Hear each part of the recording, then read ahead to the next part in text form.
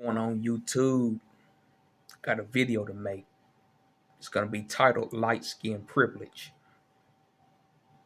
Now, light skin privilege does exist in the United States. And what I mean by light skin privilege, certain doors that are open for lighter skinned people, what darker skinned people can't get doors open. What I mean by certain doors will open for lighter skinned people and may not open for dark skinned people is what I mean. Certain movie roles, certain TV show roles, certain jobs won't hire darker skinned people, but they'll hire a lighter skinned person. Certain jobs pay lighter skinned black people more money than darker skinned black people.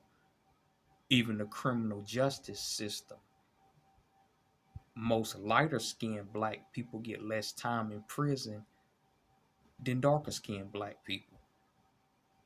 It sounds crazy, but it's the truth. Even in the criminal justice system, you can commit the same crime, a dark skinned person and a light skinned person, but the darker skinned black person will probably get more prison time than a lighter skinned black person because light skin privilege does exist in America. It's not right to judge a person based on their skin tone, but it does exist.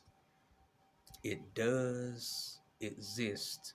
Even family members, when it comes to family, and most of the lighter skinned kids get treated better by the grandparents than the darker skinned grandkids. I've seen it in my family. I got a color scrub family, man. Colorism goes on in my family with my family, and that's sad, man. But even when it comes to the grandparents, man, some of the lighter skinned grandkids get treated better than the darker skinned grandkids, man. Matter of fact, I got a crazy story to tell y'all, man. I knew a woman. Well, I don't know a woman. I just heard of a story of a woman, what a man told me. He said that he had a family member that had a dark skinned child. And the woman basically gave the child away and basically let her mama raise the child because she said the child was too ugly, it was too dark. Now, who would say that about their own kid? That the kid is too ugly and the kid is too dark for her to raise because the child came out dark skinned. Gave the kid to her mama and let her mama raise the kid because she said the kid was too ugly because he was dark skinned. But if she laid up and had sex with a dark skinned man and had the baby, why would she say the child is too dark? That means she had no business fooling with a dark skinned man because she knew if she had a baby with a dark skinned man, more than likely the baby could come out dark skinned. But on to the topic of the story is light skin privilege does exist. I'm not a light skinned person. I'm a caramel brown skinned person. But light skin privilege does exist. Most lighter skinned people are treated a lot better than darker skinned people. Even by the police. Like I say, the police stop you. They can see the darker skinned person as more of a threat. Darker skinned people are looked at as more of a threat.